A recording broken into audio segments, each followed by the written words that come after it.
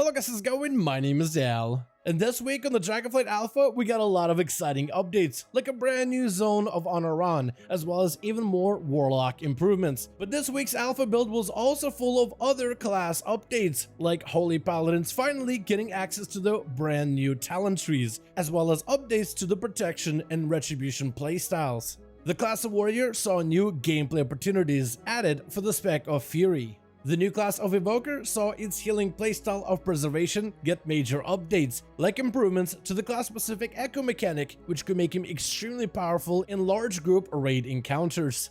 We also saw an update for the class of Hunter, like an upgrade to the overall defensive toolkit, and a brand new party buff of Sentinel, which has the opportunity to make all Hunter playstyles extremely powerful in group PvP content. So in today's video, I want to go over all of these class updates and future improvements planned over the next few weeks. But right before we dive into today's video, most of you guys watching these videos are still not subscribed. However, the more of you remind, the more of you do. So let's keep it going. Subscribe to the channel as well as hit the bell if you're watching these videos anyway, especially if you want to catch regular Season 4 updates and changes, as well as potentially future builds for the Dragonflight Alpha.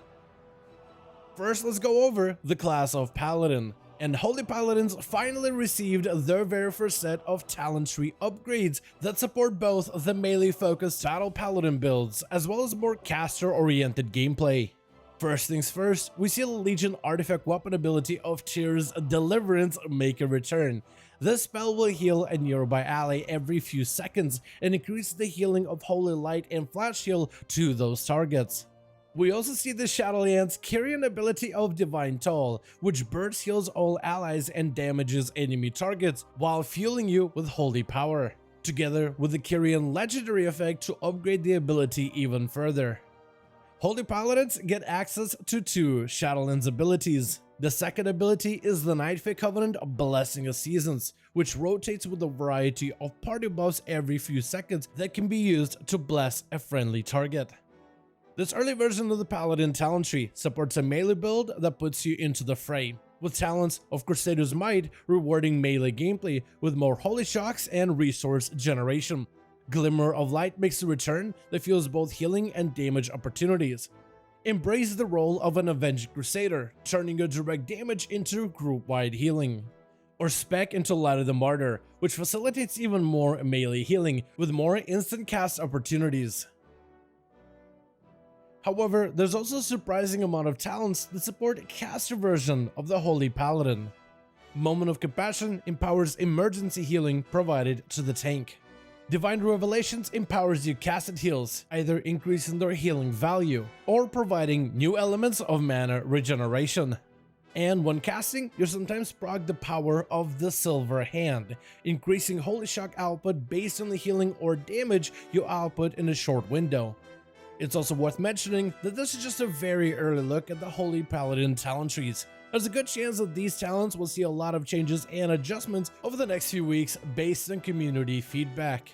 So be sure to let me know your thoughts down below. What do you think about this early iteration of the Holy Paladin tree so far?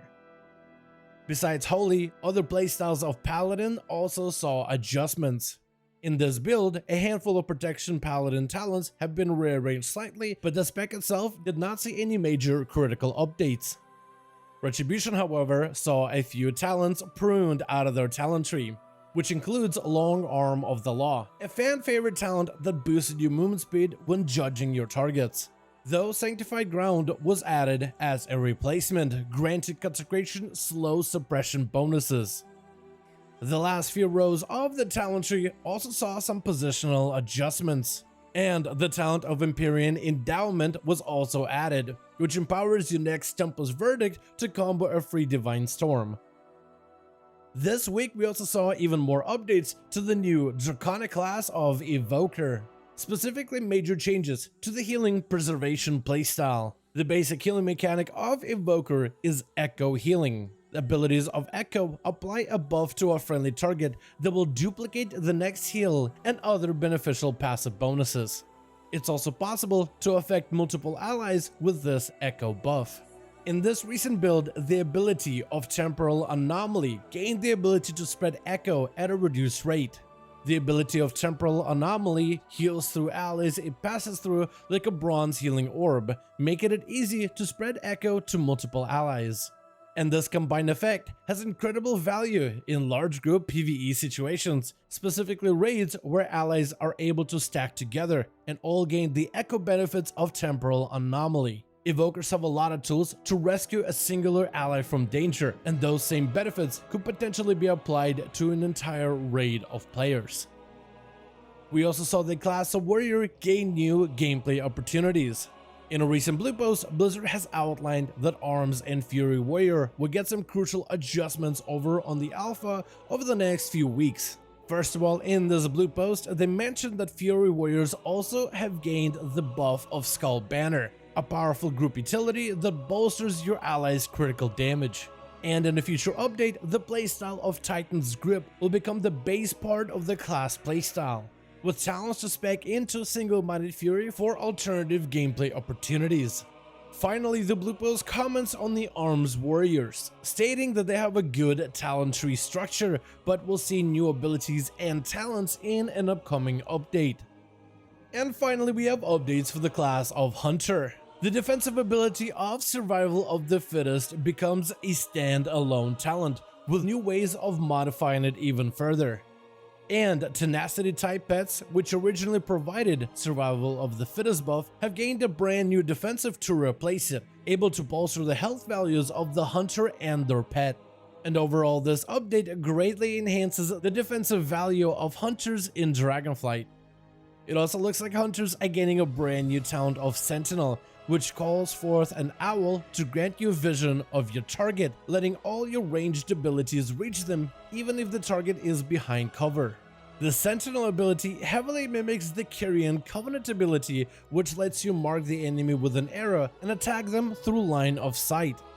However, this talent can also be upgraded further, like granting your party defensive buffs, which provide beneficial value in PvE scenarios. But Sentinel can also be modified to affect your entire party, letting them share in this anti-line of sight mechanic, which seems like an incredibly powerful value in all rated PvP combat, where line of sight behind pillars and obstacles is often used in order to create some cover and defensive positional value. But this talent can help you bypass all of these factors completely, granting your party an opportunity to establish some aggressive PvP plays. However, as of right now, Sentinel is marked as an experimental new talent, which means that this talent is still a work in progress, but as of right now there's no guarantee that it'll become a viable, playable option by this expansion's release. But as always, feedback and new abilities is very important. So let me know your thoughts in the comments down below. What do you think about the potential of Sentinel as a future hunter party buff going forward?